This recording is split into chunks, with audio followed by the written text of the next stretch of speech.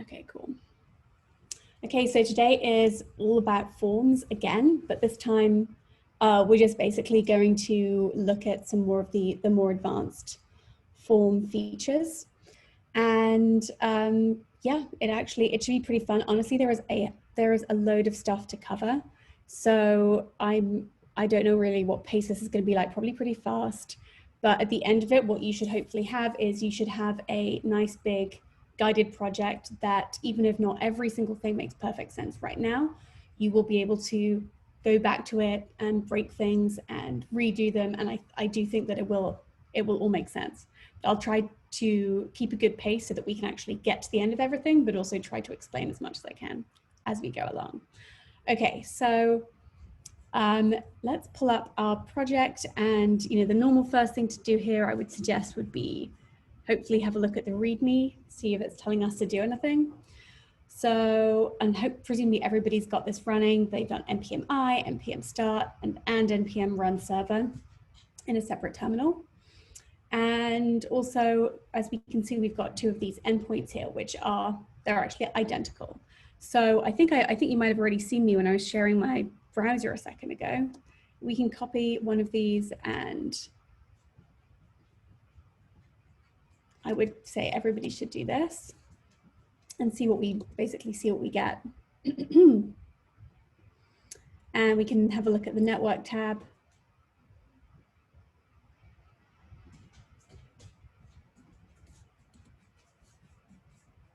And yeah, basically see that we've got our, there is some stuff in here basically. This is our kind of like general GET request. This is what's kind of already on the server that we're going to be using. And if we go over to our, so we know that that's working, our little endpoint is working, that's fine. And then we've also got our friends app on localhost 1234. And it's kind of just an extension of what we were doing yesterday. But one of the big key differences that we're going to do today is we're going to do some validation. So we can see we've got this submit button, and that's going to change. That's going to let us submit or not submit information based on the information that users put into our form. But in terms of, and then the other thing we have here is hobbies as well. And so we're going to use these hobbies to figure out how checkboxes work in React, basically. So I think what do these instructions say? Oh yeah, here's another thing. In order to do a post request, which I think we touched on very briefly yesterday, and that was basically the key thing about the post request is you do a post. It's identical to a GET, except it takes one more argument. So it doesn't just take the API of where we're going, it also takes an object. Or at least it takes some data, whatever it is that we're actually posting to the backend. And in this case, we can see that it's going to need an object that looks something like this. And this right here, that's not JavaScript, that's JSON. So what we can do is, we can do this in HTTP, or we can do it in Postman. So if everybody gets up Postman, that's what I would really quickly do right now. Let me grab mine. So we need to grab the request URL. We already know what that is. And we're going to change this to a post request because we're doing a post. And now we also need to give it this payload because it is a post. So if we go to the body, and we're going to give it a raw, we're just going to give it some raw data. And if everybody can do this, and I would say that let's see what happens if we just put this, if we give it this thing that it needs. Let's see if we get back what we need. Oh, it's saying that okay, so it's giving us a message saying some fields, some required fields are missing. What have I done? So we've got post request to localhost 4000/friends. And we are, I thought that was going to work, honestly. And we're just pasting in this raw information. And I think that we are giving it everything that it seems to think it needs, which is these 4 like key value pairs. Interesting. I can't immediately, can anybody else see what I'm not doing here?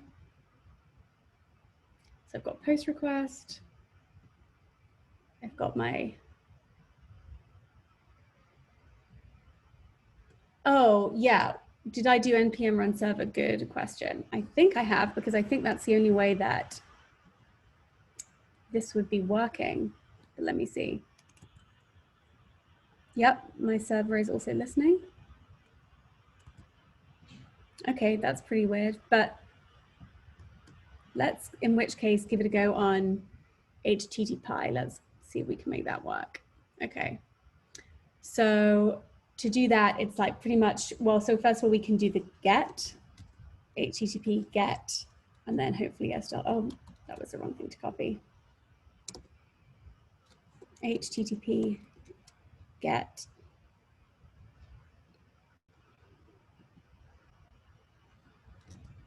Let's see if this is working. -- verbose. Okay, nice. Okay, so we have that working in HTTP. It's text, not JSON. Thank you for spotting that. That's amazing. Let me see if I can make that work.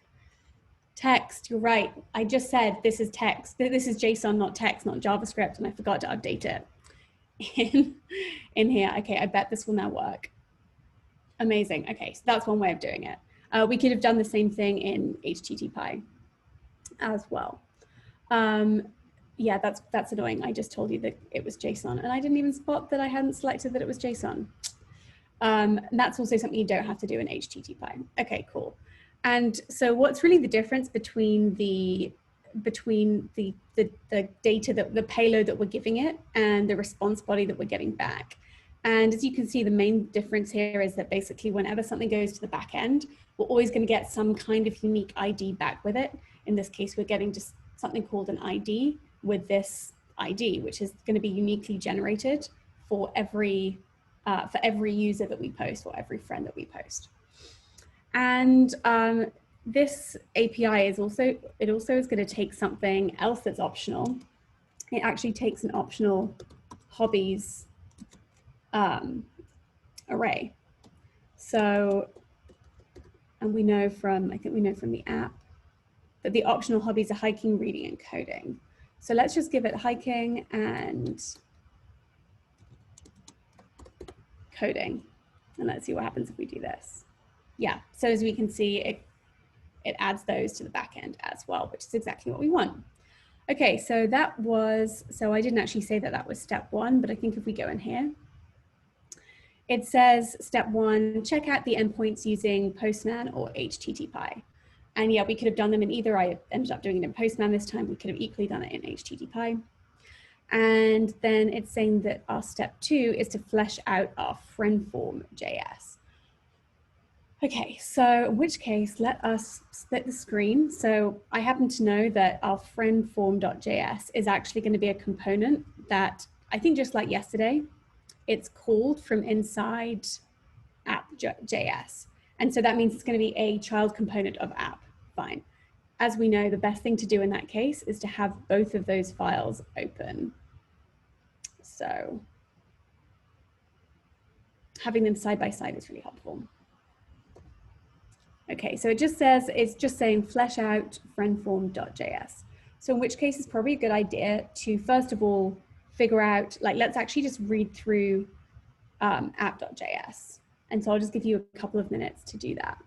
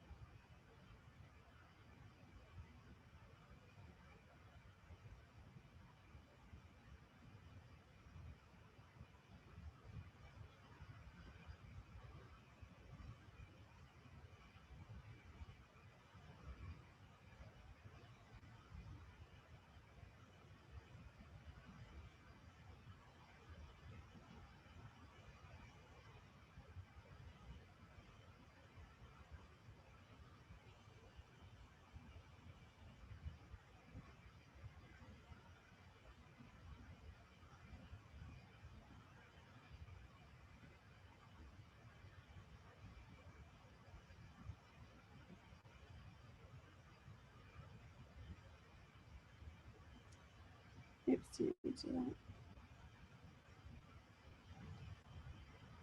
Oh, so I'm hearing that the get request is not working for some people. Okay, so in which case, just to really, I would quickly run over, sorry, my Chrome's a bit slow. So I'm trying to figure out like if the get request is not working. So I would try things both in HTTP and JSON, and Postman. If you've tried it in both of those things, I would say maybe do you want to head over to the help channel to see if there's an issue. I don't want people to be too stuck, but yeah, that might be the best thing.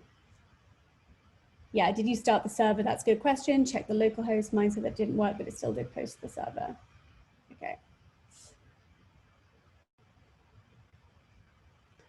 Okay, so hopefully that will be resolved. If not, keep letting me know. That'd be really good.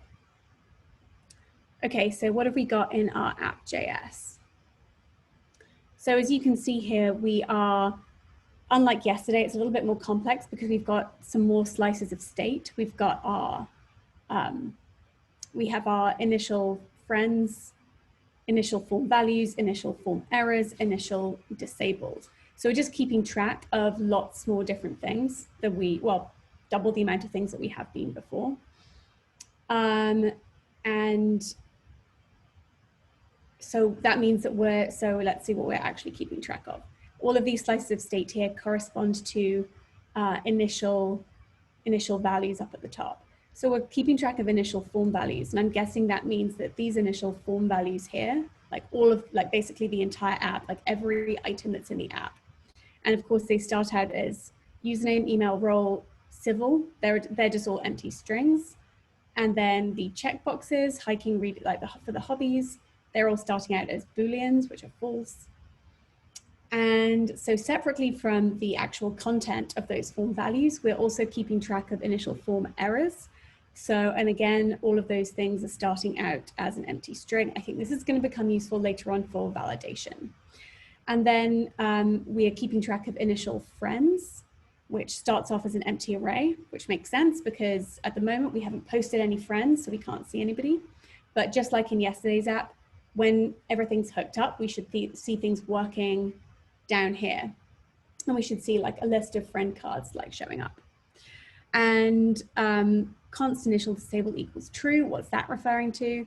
That's referring to this submit button. So this is initially disabled. We can't submit any data to it.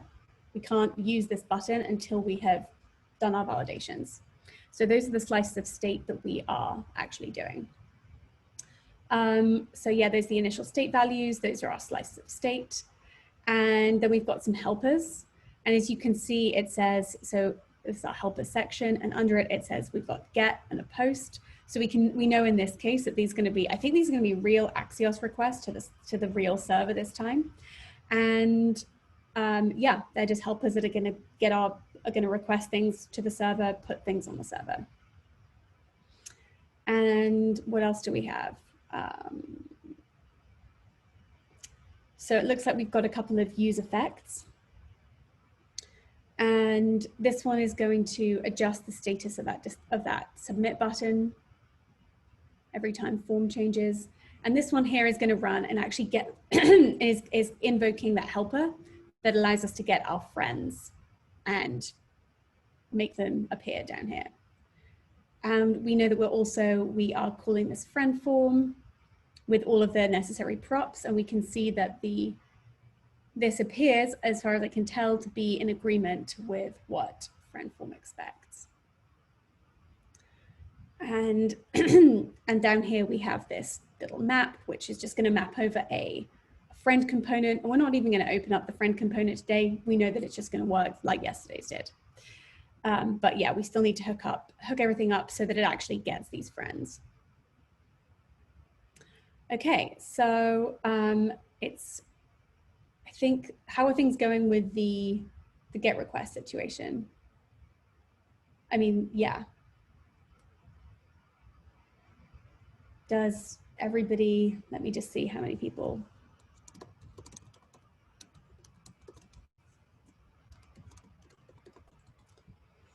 can I get some thumbs up just to make sure that like at least the majority of people have got, I just like everybody to respond before I move on.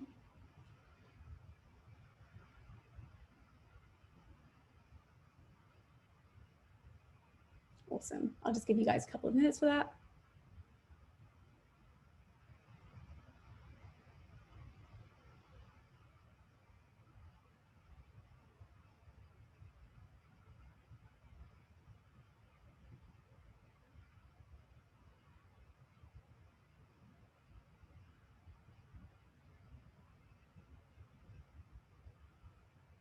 Okay, I've got about 30 something yeses, but I think there's quite a few more people in class. So everyone get on Slack and just do that real quick. Actually, while you do that, I'm going to pull up.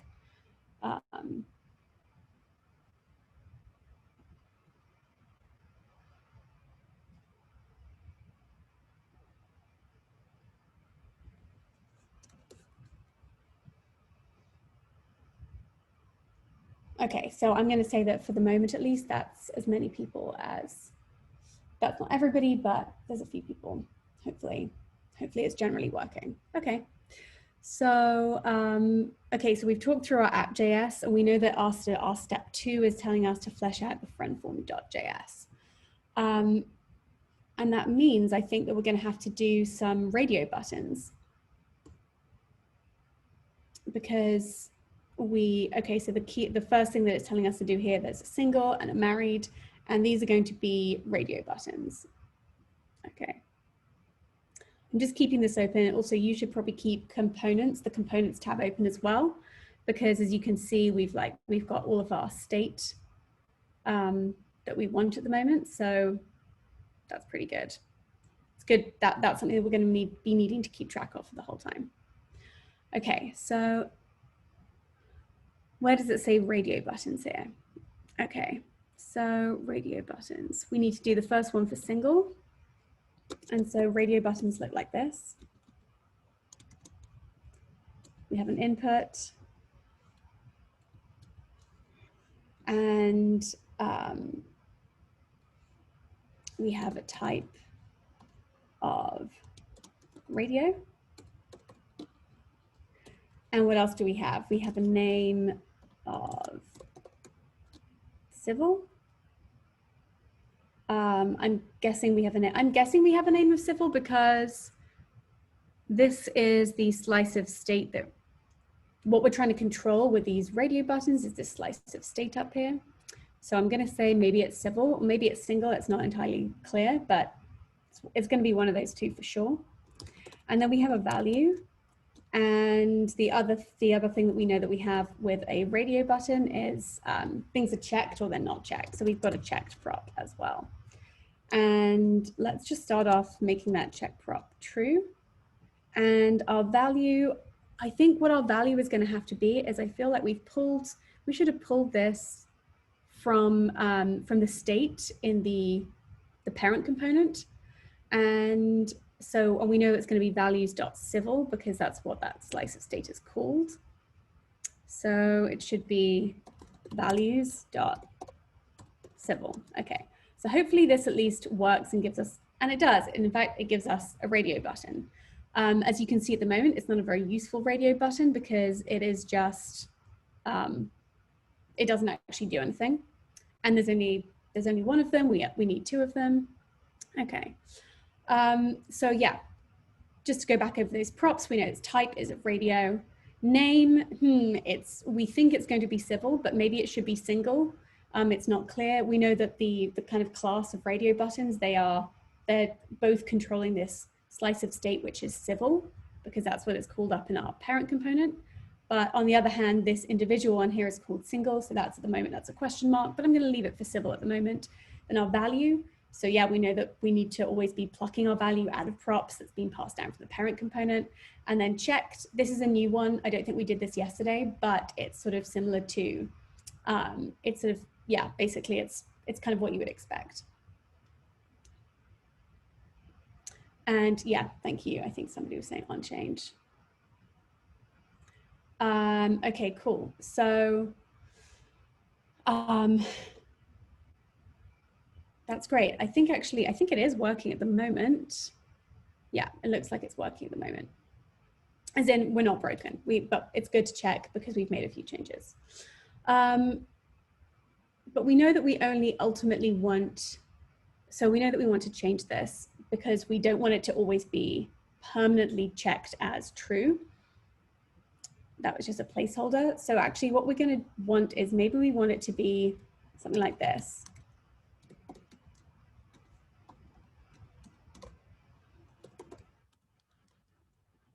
Okay. And so again, we have pulled down from this prop, and we know that if it's checked as single, then we want it to appear checked. Okay. And so because it starts off in state as an empty string, that's not going to be true. So it's not going to be checked. But I think that we should be able to come in here.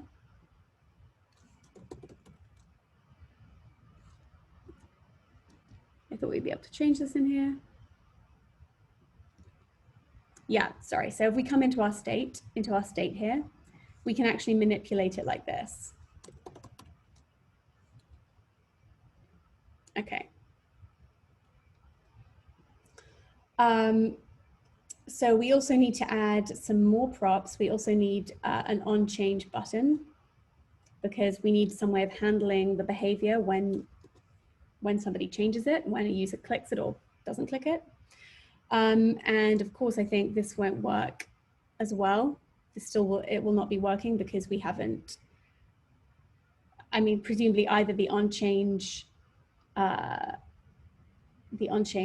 what's it called, function up here, either this is not yet set up and working, but it looks like it is somewhat set up and working, or it's also possible that we were wrong about calling the name of our input to be civil. And so maybe, I'm sorry, maybe this value here is not working. Or maybe we need to change this value here. Maybe one of these things is not yet correctly set up. Okay, so let's try.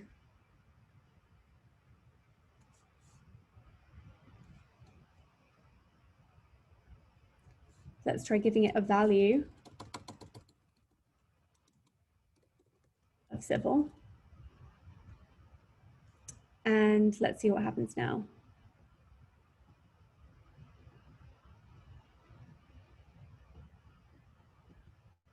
Okay, I thought that was going to work. Maybe I've got that wrong.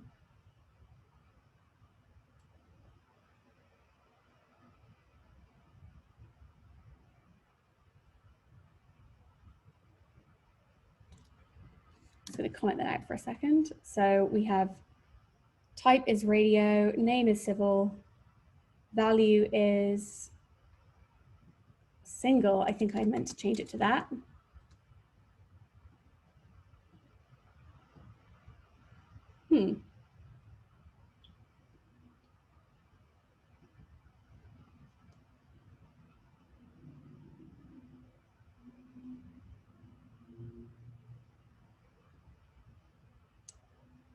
Yeah, sorry, I'm not actually, let's see what people are saying in Slack. On change is supposed to be change. Oh, that may be, yeah, I think you might be right about that. On change is supposed to be change. Why is that what it's called up here? No, on change, that looks right to me. And also I've commented that out. So let's see. That should be fine, or I can just even delete that line for the moment. I don't think I even need that to be working currently. So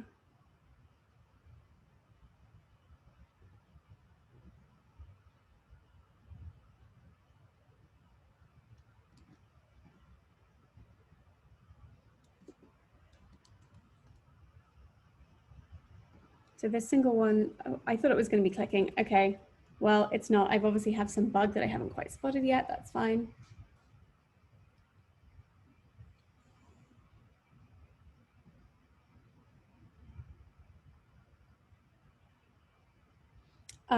But yeah, so I think in any event, like, well, maybe while I try to figure that out, if you do the equivalent thing for the married input, we'll see what we get for that. Oh, yours clicks as well? Okay, I've obviously got some other thing. Add the on change is on change. It allows you to click. I thought I just had that. Maybe I did it incorrectly. So I have my checked, I have my on change. And that should be, I'm pretty sure the name of the function is on change.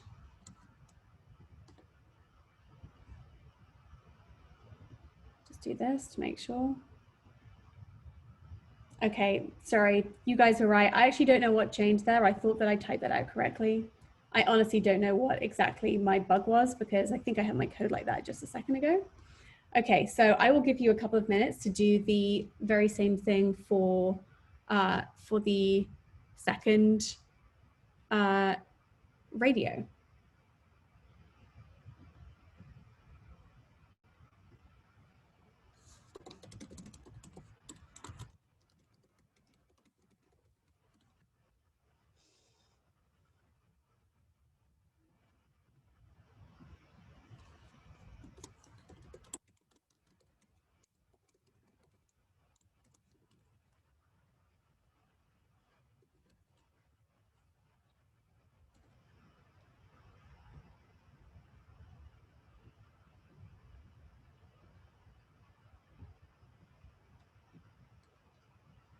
I'm sorry, I've meant to set a timer.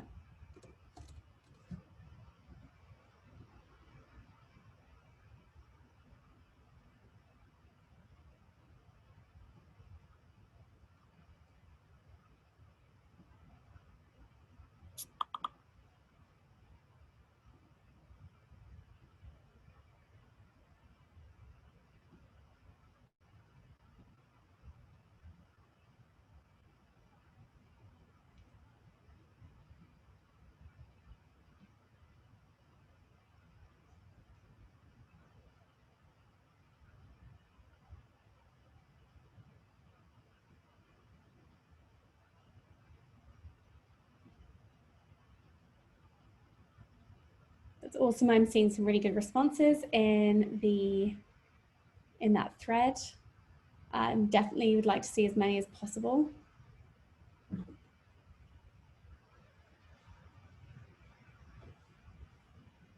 And Matty, I think I'm going to take your radio input.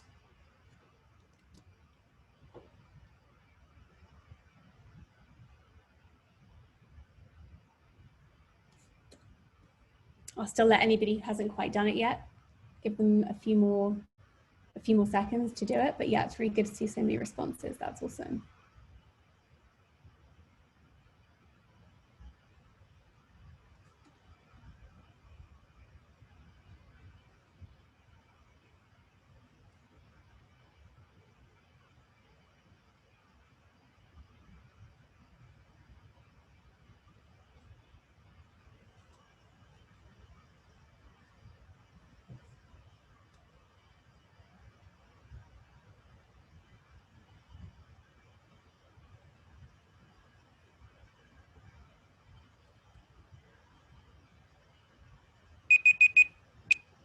Okay, so looks like looks like lots of people put some good code in here, but this one is looking good to me. So thank you. Let's see. Let's go over to our Friends app. And we do indeed have our button, which is now working, and we can see our state changing from single to married, which is exactly what we want it to be doing. So yeah, basically this is just further to show that this is like now a controlled component. We've hooked everything up in the way that we want it to be done. Okay, cool. So next thing to do, I guess, is check boxes. So I think if we remember, we know that we're going to need check boxes for these three hobbies here. And they basically look something like this. So they are also an input.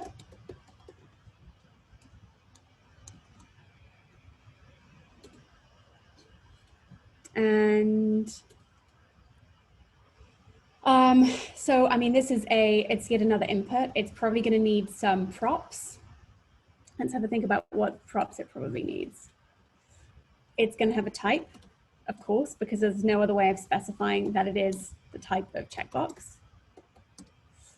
And it's also going to have a type of, it's also going to have a prop of name because we want it to correspond to the slice of state that we're controlling. But in this case, we're hard coding it to the particular box that it's checking. In this case, I think hiking. And the other thing that we need is we need a checked or not checked property. Okay, so let's see what that's done for us, if anything. Nice, okay. I don't really like where it's done it. That seems a bit awkward. I would want it to be next to it, but maybe it's just, I guess that's maybe a, okay, well, it's below it for the moment, that's fine. Hiking. Oh, I think I see. I did not have I think my label should be wrapping it. That's why.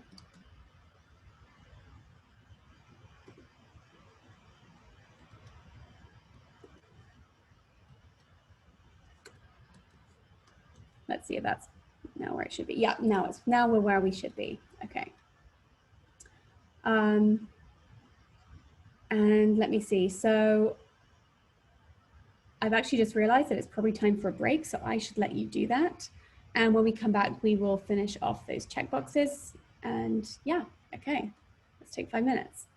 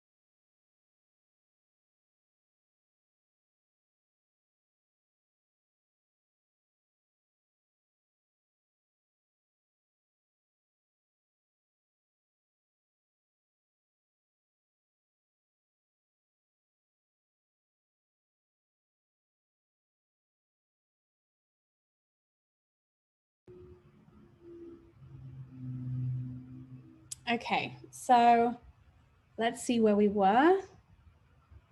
So we had just done this checkbox, which annoyingly, once it gets selected in the first place, it never turns off. So that's pretty interesting. So obviously things are not working exactly as we want them to be working just now, but we do have a checkbox. And partly we've given it a value of checked as true, which means it's just, we've hard coded it to true. It's for the moment always going to be true. So we know that it has to be some kind of a Boolean, because if we go back to our initial state, we can see that in our checkboxes and our initial form values, it starts off as false. And we need to, so we know that whatever it's going to be is going to be a Boolean. So it kind of would make sense to me if it would be something like, it should take from props values dot hiking. It should take whatever that value is. And of course, just like before, we know that the other thing it needs to have, ultimately, it's going to have this onChange equals onChange. These are just all of the props that a checkbox is going to need. It doesn't need a value. Okay, so let's have a look at this now. Okay, so it starts off as, we know that up over here, hiking is false on line 22 of app.js. And so when we're down here in our hiking input, checked is equal to values.hiking. Okay, cool. So that's why it's not selected. And then if we do select it, we should now have turned the state of hiking from false to true. Unfortunately, we're going to find out that's not in fact what we've done. So now that we've actually checked it, it's not really working as we want it to, because we can't, you can click it as many times as you want and it's not going to deselect. And even more confusingly, if we come over to our state inside of our components and have a look at our hiking slicer, our hiking object property here, we see that instead of turning it to true from false, we've got this string of on. And I mean, we can get that to go away, I think, by just doing this. And let's see what our state is. Hiking is false, but now when we check it, instead of going to true, it goes to on. And this is just something to do with the underlying weirdness that is checkboxes. Like, that's just how they're built under the hood in HTML, which is picky and annoying, but it's okay, because there are ways that we can work around it to get things to get it to do what we ultimately want them to do. Okay, so the way that we're going to do this is we need to fix the change handler. So we know that we get back from in state, we know that we get this on. And so that means that we need to update our state to be not a string of on, but a Boolean. So let's have a look up at our onChange. This file is getting quite big, but I know it's somewhere here. Okay, here we go. So it says fix this so it also works with checkboxes. Sorry, just give me 1 moment.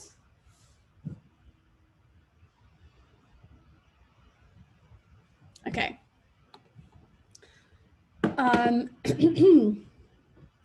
All right, so how do we do that? So this value here is something that we're getting back from event.target.value, and it's always on, and so we just can't really use it to derive state or changes to state. So let's just throw a debugger into onChange. And let's see if we can get this to do something.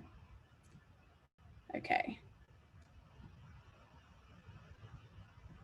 Hiking. In our debugger, let's pull this up, give ourselves some space so we can see what we're looking for. So, oh, this is a really big object, but okay, there is a target in here. Maybe we can do it this way instead. Event.target.value. Let's inspect what that is. Okay, so that gives us a value of on. That's what we just said. So how about if we check out some of the other possibilities? So that's, we have like an event dot target dot name. Let's see what we get. Hiking. Okay, so that's cool. So we get the actual name of that property.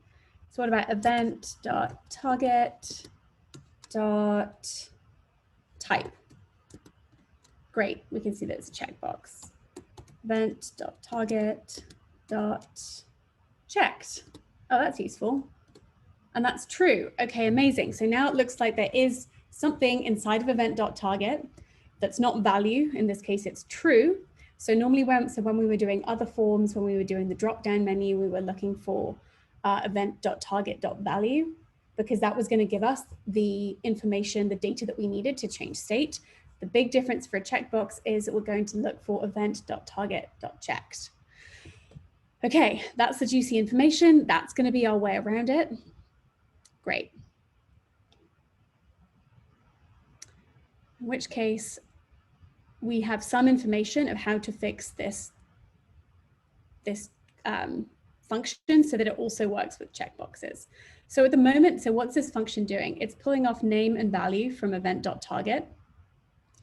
And we know that name and value is that neither of those two things are things that we want, because they just give us hiking and on. They don't give us true or false or anything, or a Boolean, which is what we need. And when we're calling this change function, which also comes from props. So it comes from up here. And it's this, and ultimately it derives from this input change function in the parent component, and it knows that it needs this name and a value. Okay, fine. So let's see if we can fix this. So let me see if I can do this. Okay, so let's destructure some more things out of event.target that we just knew that were useful. So we've got type and checked. And now we want to have some conditional logic so that we pass into this change function here the right type of value. So I'm going to do const value to use. And that's going to have a type. And we know that type can either be equal to checkbox. And if it is equal to checkbox, then we want to set the variable value to use to be checkbox. And if it's not, if the type is anything else, then it should just be value. And as you can see here, we're passing in value. That's the ordinary thing that we would want to pass in. But now that we have this conditional up here, this new variable, instead of passing in value, which will only work with inputs that are not checkboxes, we can pass in instead value to use. So I'm hoping that this should now work. But what I'm going to do is I'm actually going to delete this code, and I'll give everybody 2 minutes and everyone should delete their code if they've typed it out. Delete, try to write this right now from memory, and post answers into Slack underneath this thread.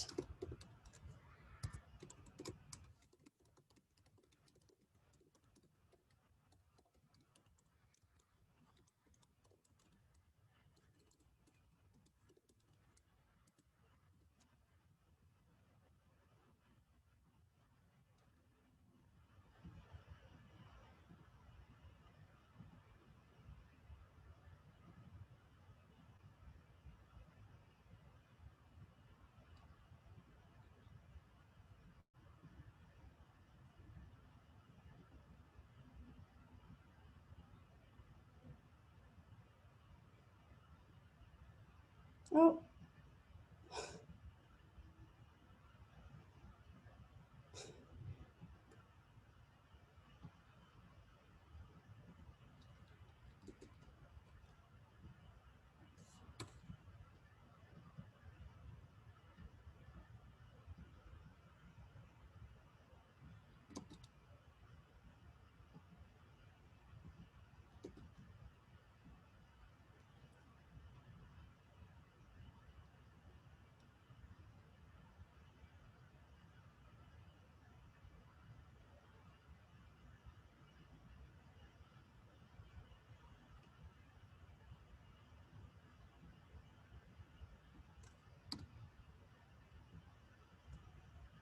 Okay, so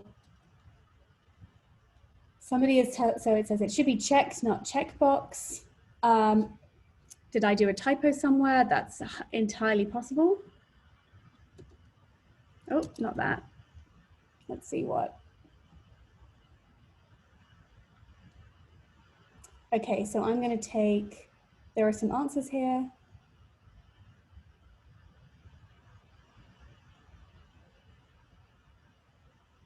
And Jake, I think I'm going to grab yours. This looks good, I think. Let's see. Thank you, everybody who responded in the thread. Sorry, it took me like a little bit of time to paste that. I pasted it somewhere else initially. Okay.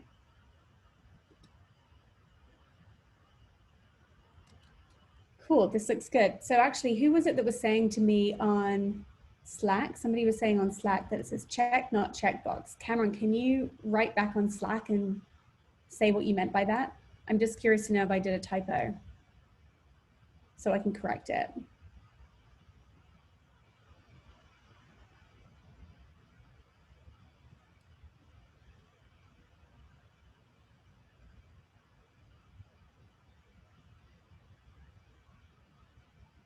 Okay, cool. And whilst that's happening, I will go to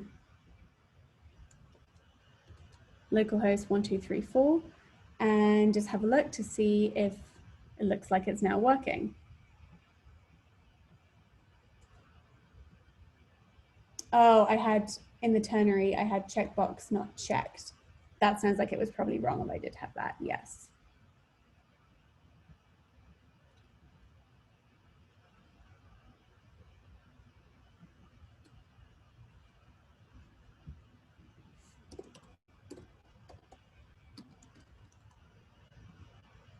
Okay.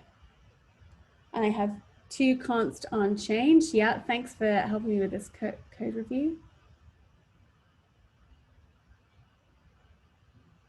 Yep, that's absolutely right. I copied too much there. I didn't need everything that I'd done.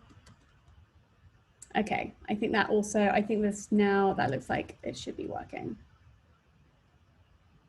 Okay, great. And now we are able to select and deselect our hiking. Let's pull up our components tab, and have a look at our state. And we're now correctly setting our hiking state from false to true rather than from false to on. So we've got around our little problems with checkboxes. Okay, so now that we've done that, now that that's working, I should give you guys a couple of minutes to write out the next two checkboxes. We need two more and shouldn't take too long to do because they're very similar to the previous one. So yeah, if you guys just want to take 2 minutes and do that, that would be great. Or maybe not 2 minutes, maybe, yeah, actually we'll do 2 minutes.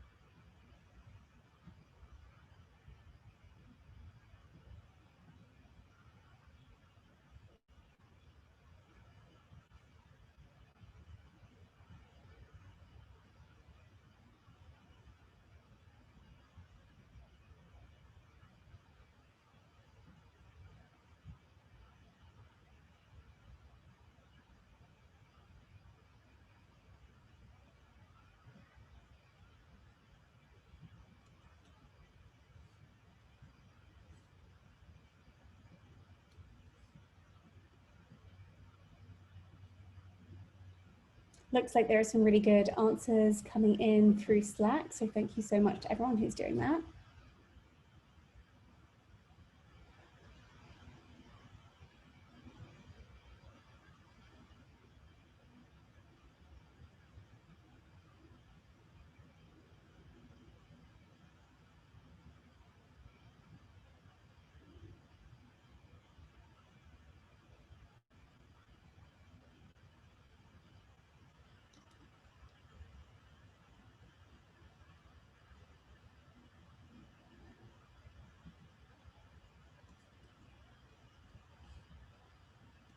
Okay.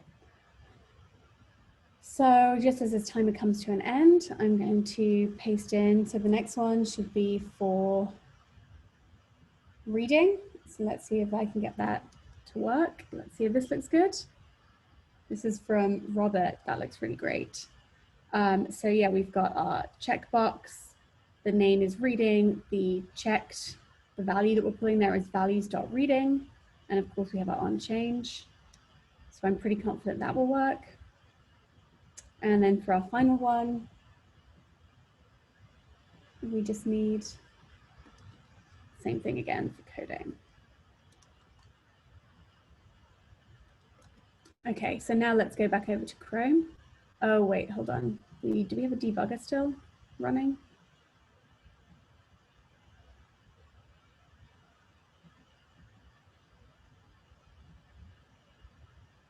I think I just have 2 Chrome windows open. And it's just taking a second. So just because it's taking a while, I'll check here. It doesn't look like there are any errors. My server seems fine. My local host seems fine. So, interesting. So I guess I should check the console. Actually, I think it's just my Chrome being very slow, unfortunately, because it won't even let me pull up the console. Okay, so I X out of Chrome.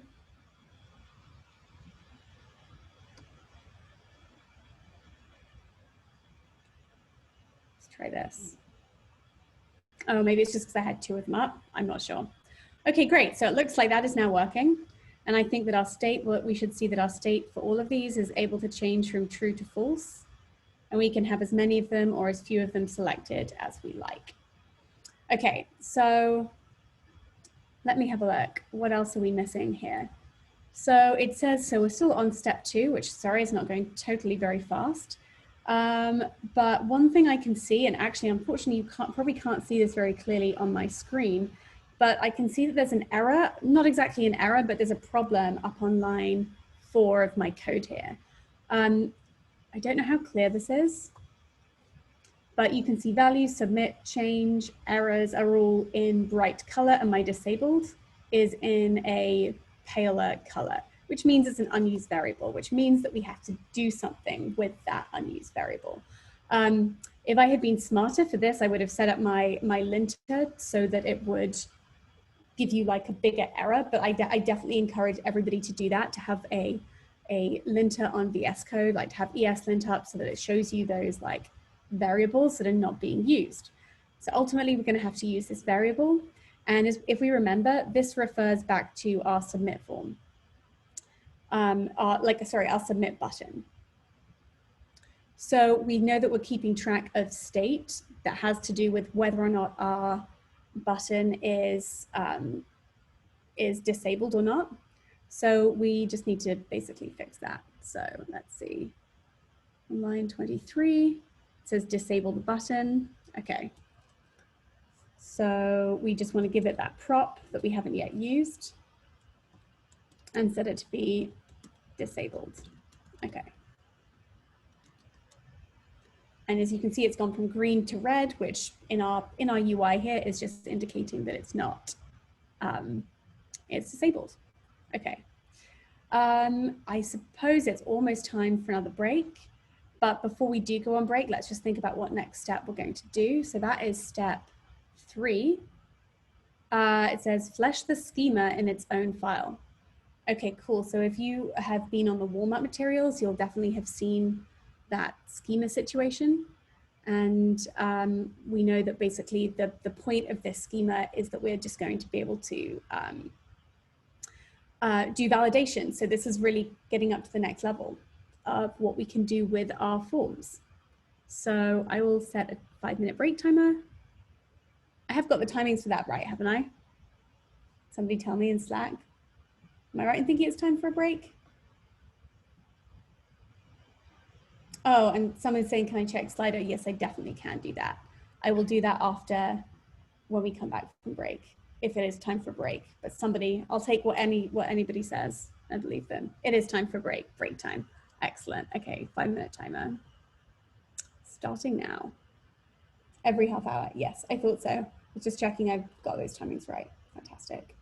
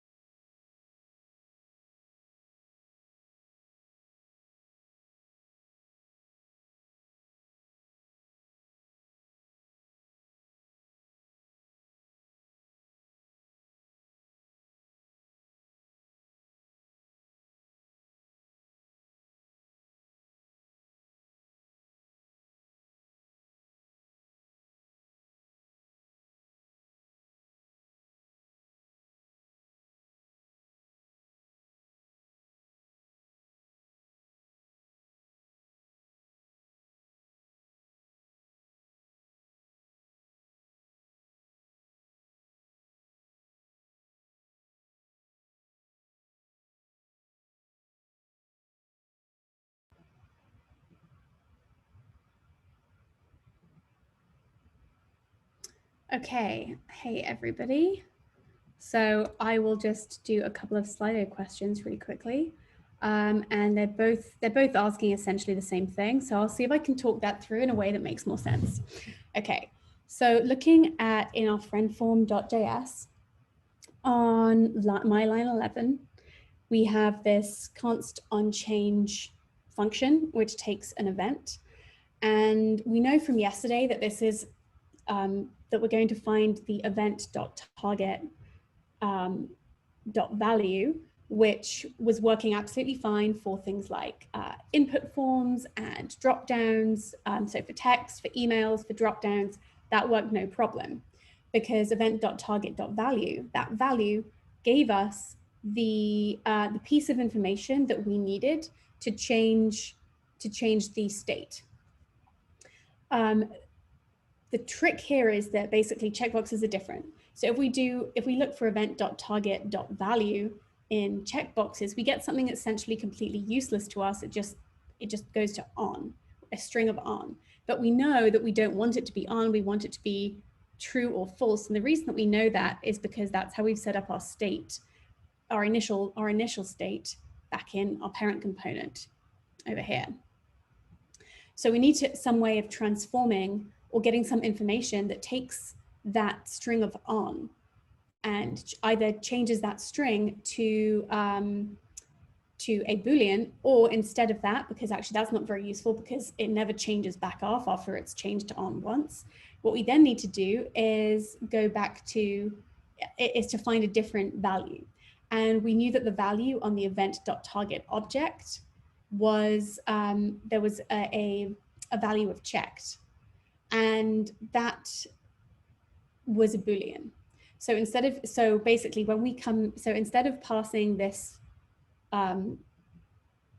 this function here that we've got that has come through props and so was initially defined up in our parent component, where was it, input change, we can see it needs the parameters there are a name and a value. And even though this doesn't all completely work yet, it mostly works, it doesn't completely work, we know that we're going to need to give it a name and a value. And so that's going to be the name of the the name of the property that we're going to update in state and the value that we're updating it to. And then it's going to set those form values with whatever the new name is and its new value. Okay, so we know we've passed that function down and we're calling that function. When we call this function here on line 15, we're actually invoking this function up here. So ordinarily, if we didn't have a checkbox to be concerned about, we would just pass to it value, no problem. But now we have to do some conditional logic to figure out if it's going to be value as it normally is, or if it's going to be if checkbox is equal to checked, if that's true. And so we can set this up by creating this new variable, and this variable here is equal to this conditional statement here. And so it says, if the type is type checkbox, then return checked or value. And so this is basically giving us what we need to then pass value to use into here.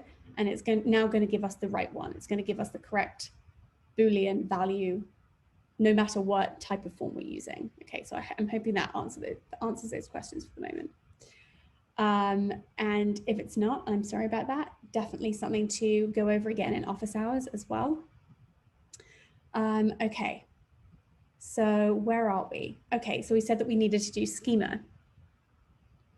And okay, so let's go back and let's see, what does step 3 actually tell us to do? Step 3, flesh the schema in its own file. Okay, so I'm pretty sure that we need to then go to, there is a directory called validation. Inside it, there is something called form schema. Okay, fine. What I'm going to do actually is I'm going to drop into Slack this this bit of code, which you should actually recognize from, oh, that doesn't look very good.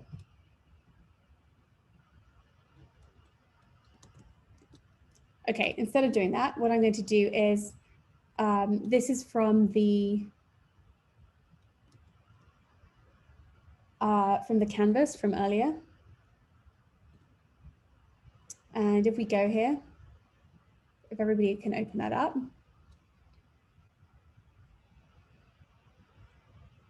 And scroll down.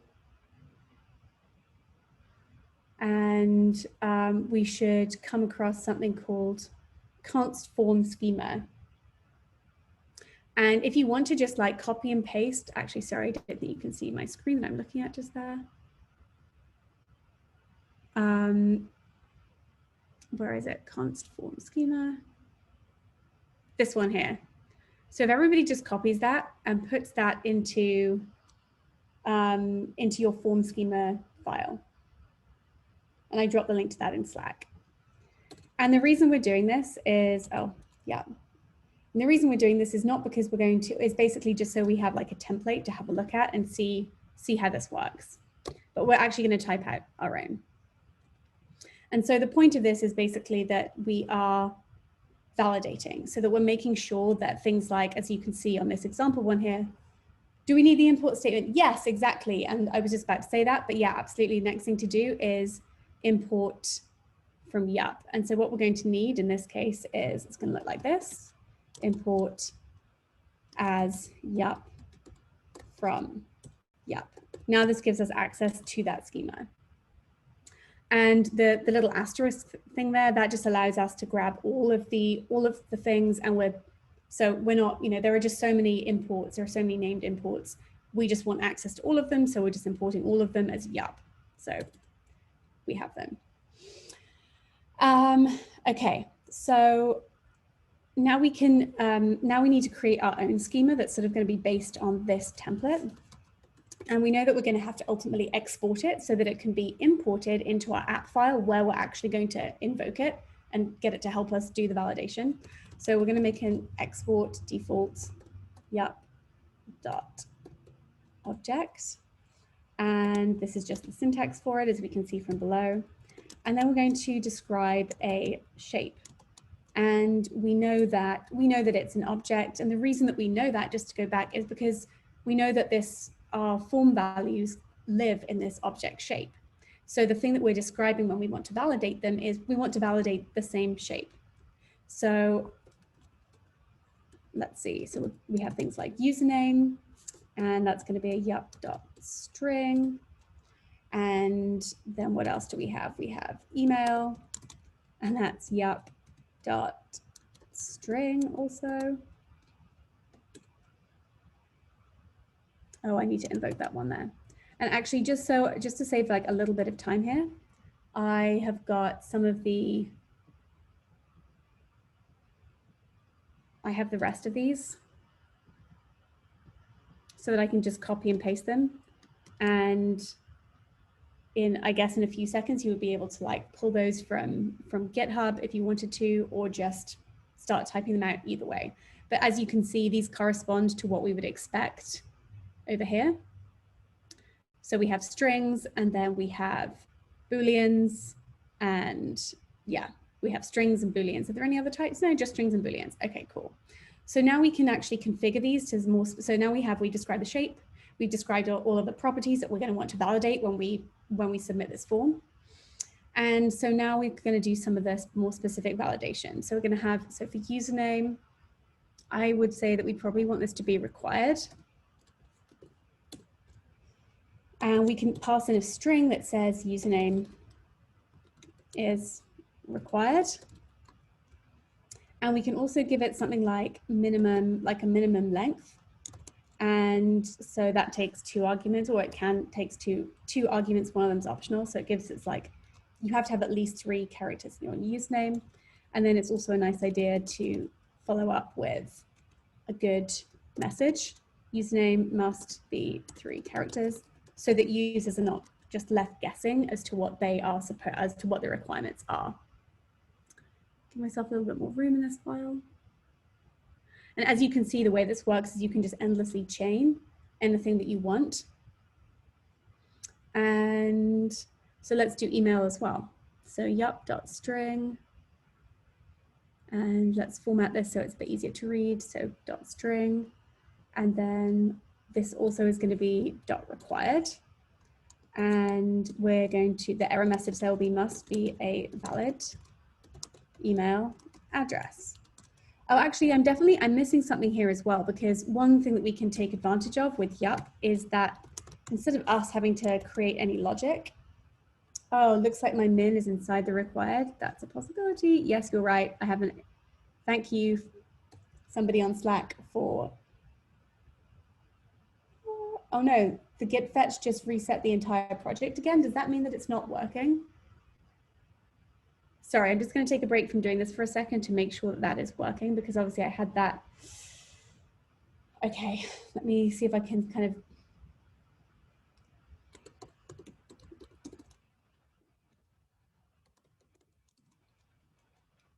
Can everybody here just who has used this? I know it might not be everybody who's using this right now. Oh, I'm so sorry, Tyler, that it wasn't working from your end. Can I at least get some people letting me know that it is or isn't working?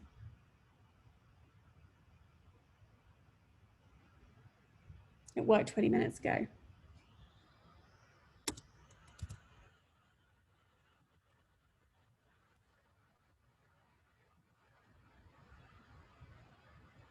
It looks to me like it's working. Well, I'm really sorry. I will make sure that Git is completely updated at the end of the lecture if there's an issue on my end with that. I'm really sorry about that.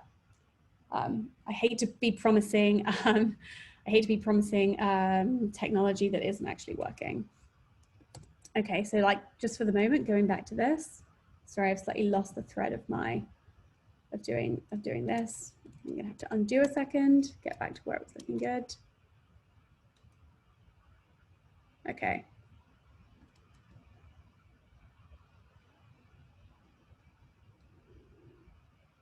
That's right. Somebody was telling me that I had that missing, had a missing bracket there, and I have an additional parentheses there. And so then, yeah, so email, yup.string, and then I think we also want it to be a dot email type. There we go. Okay. And in our, oh, sorry, and I've also gotten this the wrong way around, because this string should really live inside of email must be a valid email address, and required, let's give this a message of email is required. Okay. So if anybody else wants to tackle what they think would be a good thing to do for civil, go ahead and do that.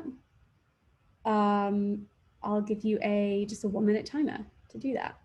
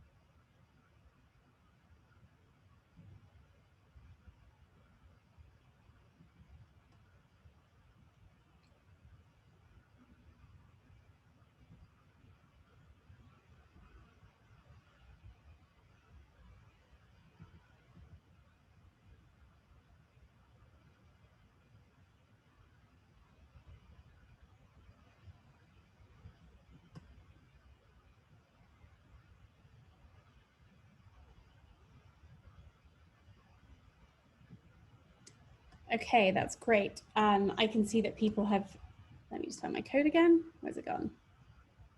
There we go.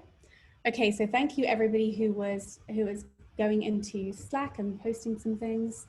It looks like there are some good answers in here, and some people have gone for just doing what we did before, and some people have gone one step further and have used the one of the one of option. So I don't know if you can see, I don't know if this necessarily came up in your warm-up material. I actually don't know if it did or not, but what we can have here is something like this.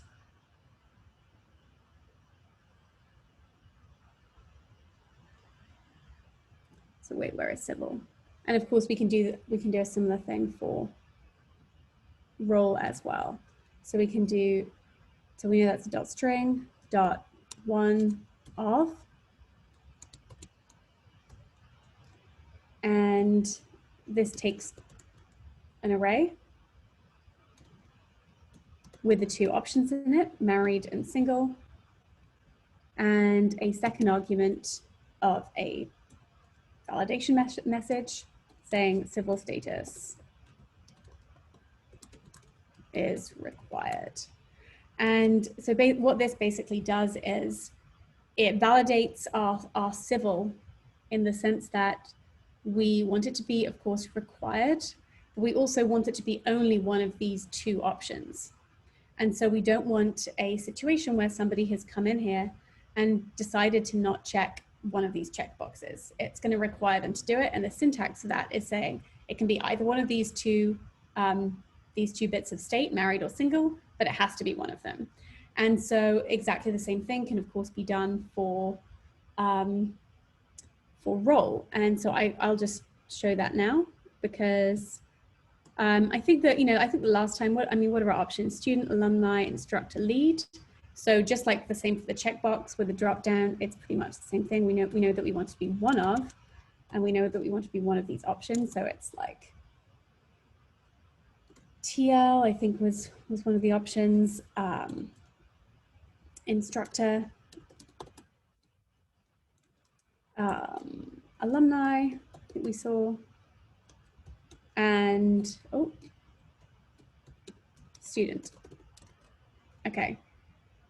So now those are all required, and then we just want to have role is required. Okay, cool. So it looks like we've now got some validation. And for the last three, yeah, we just need those to be a Boolean. So that's probably good enough.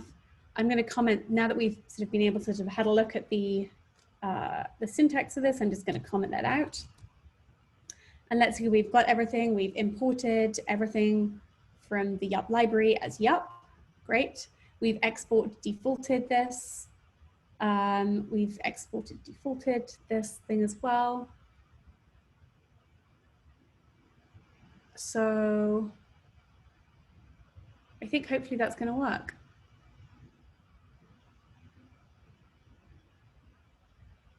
Okay, great. So what is our next step? I think we should search for it.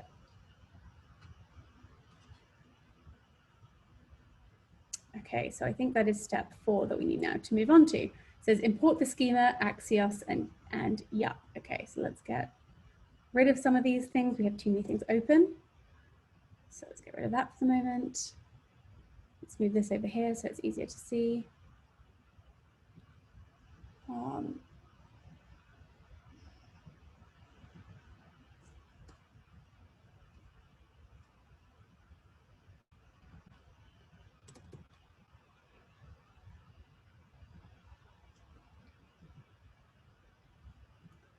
Okay, so it's saying, what is it saying it to do? So we need to import Axios.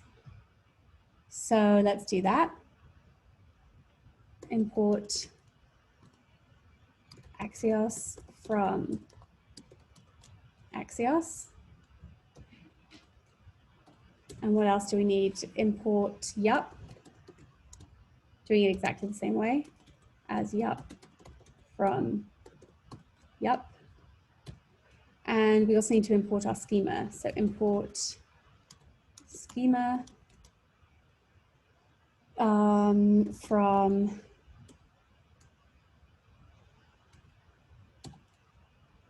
validation form schema. Okay, cool. So I guess that is the next. I guess that is step 4 done. Okay. So what is and where is step 5? Let's have a look. Step 5. What does it say? Okay, cool. So it's saying implement our implement our get friends, we need to get our friends from the server. Okay, so we've already had a look at these routes, so we basically know how to do. We know that what we need from there is just to do a get request. We know exactly what the URL is because we already did this before in either HTTP or Postman. So what I think I'm going to do is I will let you write some code. And I know that you've seen get request before. I know you haven't had as much experience with a post request, but let's just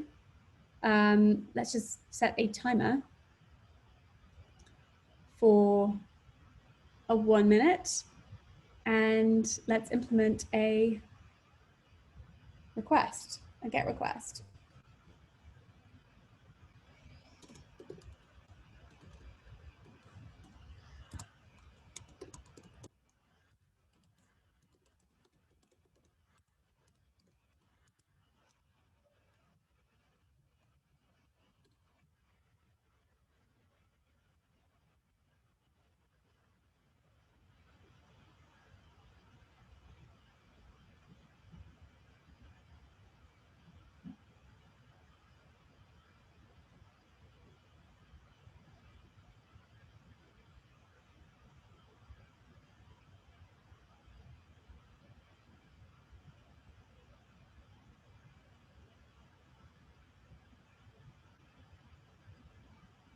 Okay, amazing. As this timer comes to an end, I'm seeing some really good code inside of Slack. So I'm going to try and copy and paste this without copying and pasting too much. Okay, let me see.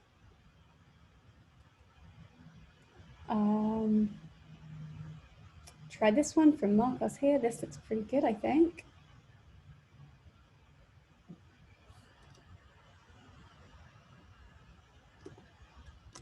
Nice. Okay, so what we've got here is we have an axios.get. That's the only argument it takes. And then we set up our two potential paths. Our success path is going to utilize this slice of state, well, this state setter here to get the res.data that we're getting back from the server, and we're setting it into state. And then once we've got friends set in state, that's going to allow our, down here on line 116, when we map over that friends array slice of state, and each time for each friend that there is, we're going to be rendering this friend component. And we haven't even had a look at our friend component yet. We don't need to. We know, just like yesterday, that it's been correctly implemented and it works. So in theory, oh, and also, sorry, I forgot to say, it's also pretty good that there is a nicely done error handling as well. So that's great. Okay, so in theory, I think this should work. Let's see if it does what we expect it to do. And look at that, it does. So there were already some of these were already Michael and Tom. These were some things that had already been posted to the server. Our API request fetched them, we've got them back, and our app is now rendering them. Amazing, okay. So what was that? That was step 5. So now we need to do step 6. Okay, so we've done now we've got the part working where we're taking stuff from the server and putting it to the front end and rendering it to the UI. And so now what we want to do is actually post a new friend that a user has gone in here and has said, hey, this is my name, this is my email, this is my role. Now we actually want to do the post. So let's do that. And you know what, I think I'm gonna get you guys to give this one a go again. I think what I'm gonna say here is that we did touch on the post request briefly yesterday. I totally understand if people haven't memorized it yet, but a key thing with this one is that instead of there being just one argument, there are 2 arguments. And I would say that my line 65 gives us a really good clue what the second argument probably is. So if that's not too cryptic a way of putting it, I'm going to get everybody to do the same thing, and I will start a timer in just a second.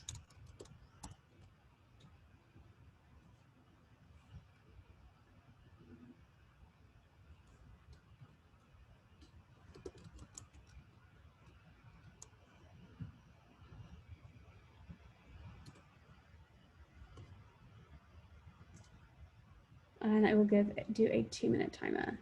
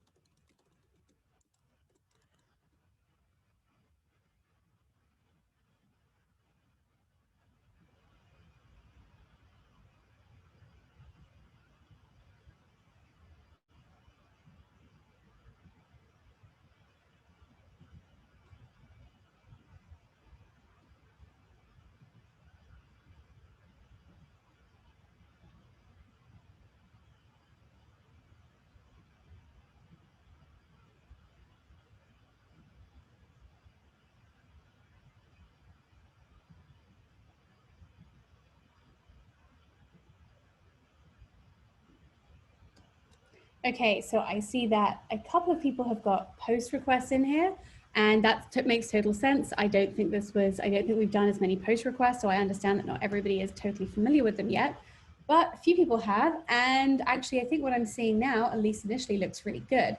The key thing to remember with a post request is that it takes 2 arguments. So it's going to take, first of all, we're going to post to that endpoint, which in this case is the same as our GET request endpoint.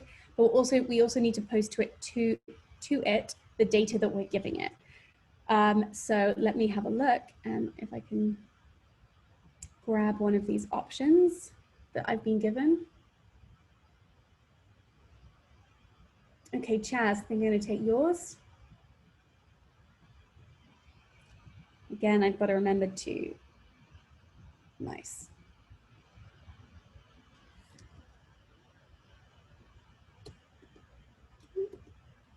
Okay, what I've realized is we're already running late for a break. So I'll keep this up on the screen for the moment and have a look at it. And whilst we have a break, I will take a look at what people are saying in Slido.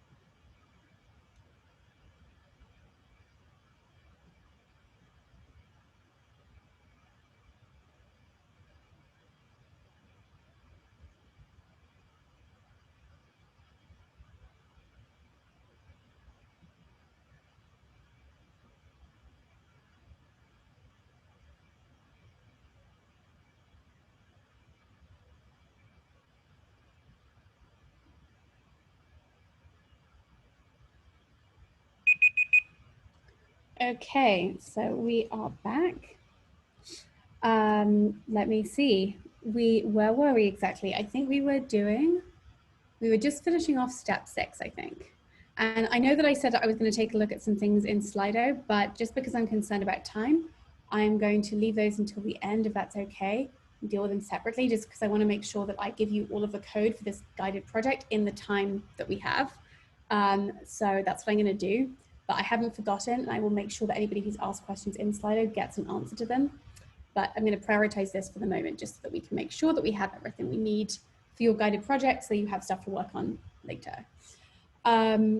Okay, so where is it?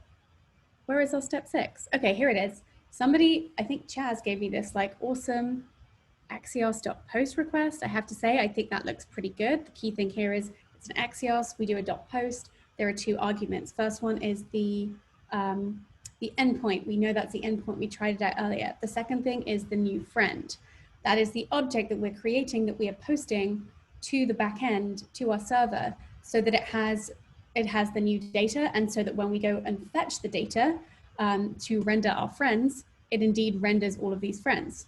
And I think I have these in here because you might only have Michael, but previously I tested it out and put in Tom, and so that's why we have that. And you might be wondering, where does this new friend come from? That is a very fair question, and we will be dealing with that basically now in step 7. Well, actually, it's all set up, it's all working. But just like yesterday, that new friend, that is the object that we've constructed, and the place that we've constructed it is here in our form submit function. Oh wait, sorry, did I say everything here?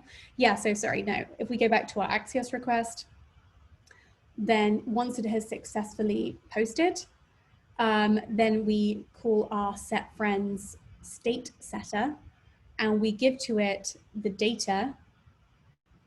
And yeah, that looks correct. That looks exactly correct to me, actually. We give it the data. I think this is a correct syntax. It is it's going to be an array of objects, and we're just updating it with the new data that's coming back. So that means that friends should be set with all of the old friends that were already in state, plus the new friend that we're just getting back from the server. And then somebody's done a very nice touch in here, which is we are setting the form values back to the initial state. So that means that once we have actually hit the submit button, then all of these forms here are going to go back to blank, ready for the next person. Great. And then we are also console logging the error. Another option there is to put a debugger in there, because that's just another way of sort of getting at the same information, but console logging also works. Okay, so step 7. Let me see. So when we were passing in this new friend to our Axios.post, what that new friend is defined as is this object here. And this object here contains all of the information that we know that our API expects it to contain, because we had a look at our API earlier, and we knew that it expected, if we go back to our README, we know that at a minimum, this is what it was anticipating us providing it. Okay, fine. And so as you can see, we are building up an equivalent object here. But the one thing that's missing is that even though the API doesn't require, even though our back end does not require us to have any hobbies, we can say that none of these, hiking, reading, coding, none of these are our hobbies, fine. But it is optional. But we need to figure out how we do that when we construct our payload, because as we saw before, we can't just pass in a string. It has to be an array of strings. Okay, so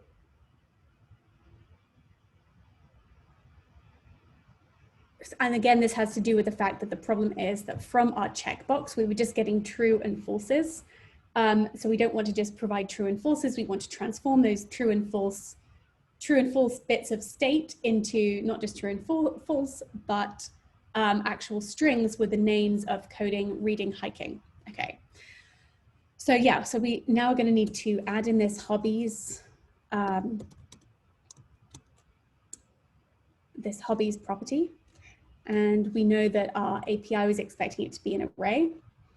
And so let's put in the options that it could be. So coding, reading was the other option, and the final option was hiking. And we know that we're going to need to filter these, if that makes sense. So a user could have clicked any number of these, but only the ones that are true in state are the ones that we want to actually, to actually like filter out of that array and send back over to the backend. Okay, so basically it's sort of a little toy problem, effectively. And one way of doing it is just to do this. So here is a syntax, and I know that I might be going through this a bit fast, but I feel like it's possible for, hopefully you'll be able to have a look at this and have a play around with the possible syntax and see that it makes sense, even if it doesn't make perfect sense quite now. Okay, so we know that we have this array that we're going to filter on it, and we're going to set up this, we could call it anything, we could call it item, or we could call it hobby. And what we want to do is we want to check through the form values. And the test that we need it to survive is, do any of these items here in this array that we're filtering, do they appear in our form values slice of state? And if the hobby does appear in it, then it can survive, then it survives this filtering, and we can then pass that to the back end. So the only thing we need to do here is this, basically. So this goes through it takes a hobby, or it could be item, or it could be whatever. Oh, sorry, I need to also make that hobby. And it goes through our form values, and if it sees the same hobby that is one of the options here, then it's going to leave this array here containing whichever ones have been selected. So for example, if just hiking has been selected, then these two here would be struck out, and the only one surviving the filter, hiking, that's what will be passed to our API. That's essentially what it would look like. Okay. So that's just utilizing our like general JavaScript filter function to do that. Okay, so, and then it's saying that step 8, it's saying post our new friend using helper. Okay, cool, that makes sense. So what we've got here is we have this soft form submit, so we know that this is going to be run when we actually click this submit button. And it creates this object with all of our properties, including our hobbies, our optional hobbies. But then so it's created this object, now we actually just want to post it to the back end. So we just made this helper, this API helper up here in step 6, which does the actual posting API. And we know that it's going to be called post new friend, and it takes a value of it takes an argument, sorry, of new friend. And so now that we've set everything up, all we have to do is invoke and pass in the new friend that we just created. Okay, amazing. This should now, I think, work. So let's go into Chrome and do an example and see if it works. I'm really hoping it does. I think I've done everything right, but we'll soon see, and we'll debug any issues. Okay, so let's say that my name is Rhiannon, which it is, and my email is r@mail.com. I am an instructor. I'm single. I actually do really like all of these things. I mean, let's face it, who doesn't? Okay, so is this going to work? No. Okay, so everything is looking basically good, but it looks like we still have one issue to take care of, which is I don't know if we have got our submit working. Nothing enables a submit button. Exactly. So it looks like we need to figure that thing out as well. Okay, cool. So is that our step 9? I'm hoping that's our step 9. We didn't import the schema. Is that right? We didn't import it. I thought we did import it, but we haven't used it yet. That's true. Okay. So let me see, where is our list of steps? So we have a step 9. Where's step 9 gone? Adjust the status of disabled every time form values changes. Okay, so we need to do this side, we need to fill in this side effect here. Let's give that a go.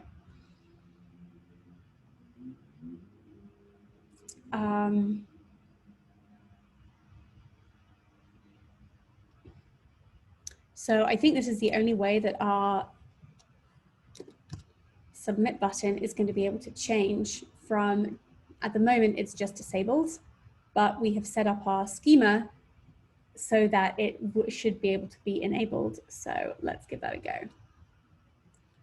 And syntax wise for this, we have, so schema, which I think we have hopefully imported. And if we haven't, I'm sorry about that. We'll see in a second.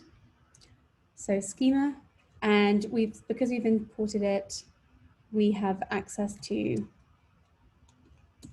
a function called isValid.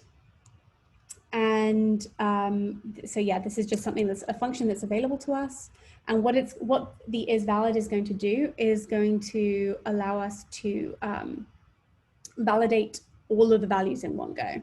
So basically, this is what's going to have a look at this, like the general object that we've created based on all of this user info, and say that as a whole, is it valid so that we can actually submit it. Okay, so we have schema.isValid, but what we need to give it is whatever the form values are. So whatever these form values are that we have updated using this this state setter here, that's what we actually want to give it, because that is the object and state that has been constructed for that purpose. So let's drop that in. So schema.isValid, we're going to do it over the form values. That's all of the values from the form. And we can chain on top of this a .then. We can take a valid, and basically, yeah, so it just returns this, it turns this promise, which is either going to be true or false. So we're going to call this promise valid in this case. And what we want to do here is, I don't know if you remember, but right at the beginning, we said that we had a slice of state up here, and this is what we want to do with it. We want to it's basically going to change the submit button its toggle between valid and invalid. So it keeps the slice of state that it's keeping track of is whether or not it's disabled. So we know that we need to use our set disabled state setter.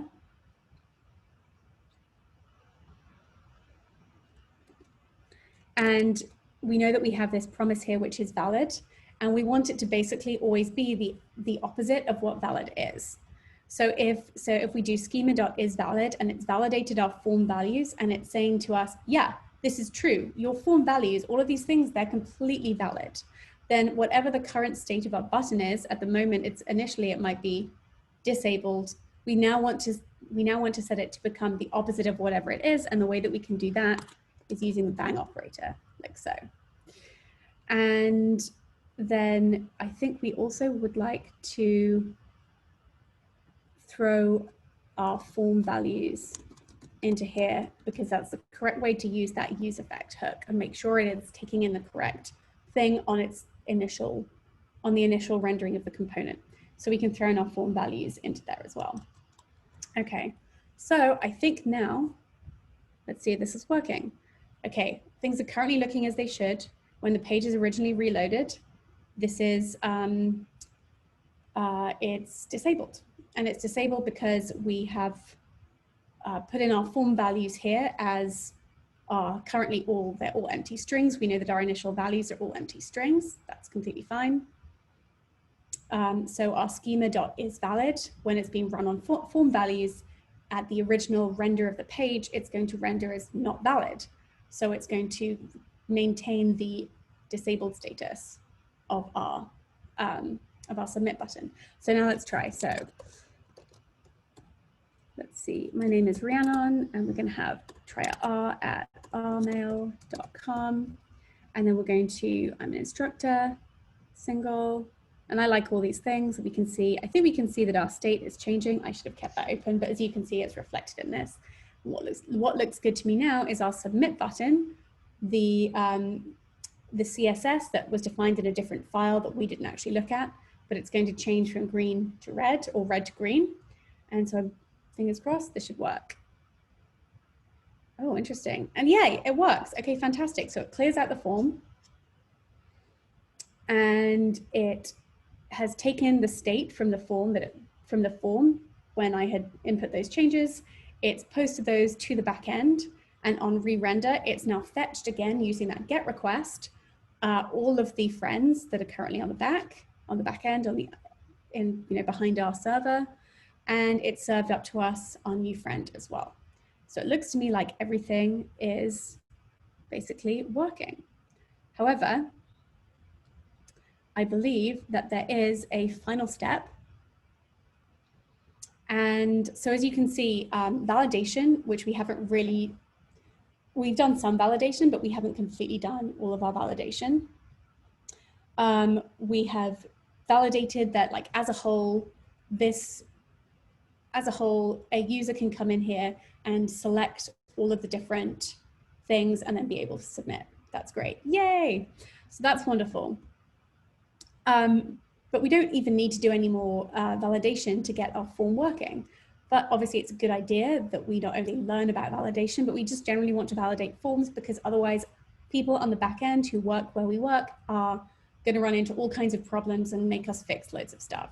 So even though back end engineers have their whole separate validation of things before they ever let anything get put into a database, we still want to validate on the front end to make things nice and clean. And so what I think I'm going to do is, wait, where is step 10? I'm going to search for that again. Step 10. Okay, what's it telling us to do? So it says run validation with yup. I keep getting uncaught type error.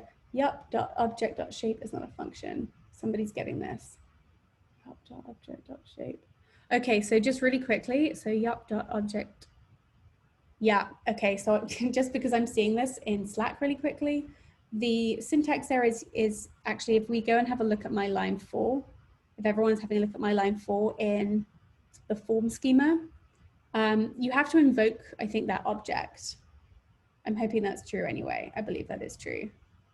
So it's not just yup.object.shape, it's yup.object invoked.shape. I believe I'm right about that. Okay, so let me quickly, just because for timing reasons, I'm going to try to go back to my step 10. Okay.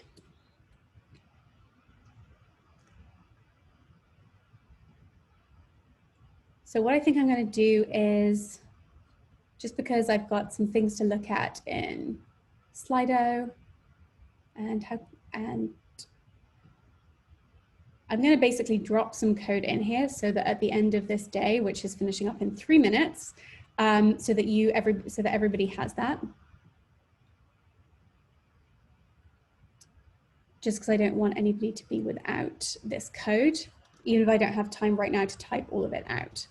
So this should be, and then I'm going to talk through as much of this as I can in the time that we have left. Okay, so this is not the most ideal way of doing something. I ordinarily wouldn't want to copy and paste stuff in, but just so that everybody has this code instead of me writing it out and pasting it in, now we can just talk through it for a second. Okay, so what we have here is we have so here is our input change function. And basically whenever input back in, whenever we change any information here, what we want to happen is we want to get some like very, very front end validation that is user readable for the user. So for example, if I start typing in a username, the code that I've just dropped in, it's going to hook up into our schema, everything that we defined in our form schema. I think somebody said, oh, hey, why is my schema not named? It's because it was an export default from this file. So we could name it whatever, it was the export, it was the only thing that was in this file, so we just exported the whole thing. And we then just imported it up here as schema, we imported it, giving it the whatever name we wanted to give it. So I think that's why we've got access to it. That is why we have access to it here. We could have named it something more specific in form schema, but we did not. Okay, so just really quickly, we have our yup dot, so we have access to yup because we also did import that. And as you can see, this is giving us some nice front-end validation so that anybody who's filling in this form as a user is going to be able to know what to do and what to not do as they do it. So this yup.reach, basically this is us saying, please yup, reach into the schema and search for this particular key, the second argument. And this key can be whatever it is that we're inputting on. So for example, the key here would be username. And we know that in our schema, there is of course a username. So it's going to search for that and it's going to say, please reach into the schema, pull out the username and validate it. Okay. So then it runs this other built-in function that it's just going to validate it in the way that it knows how to do under the hood. And of course it needs to take the value being whatever the actual input is that we have here. And as you can see, now that we have given it 3 characters, that error has gone away. And it will work in the same way it will run this for each and every input that we do. It doesn't matter if the input is username, email, role, whatever it is, it's going to validate. And it will run every time there's an input is changed into here.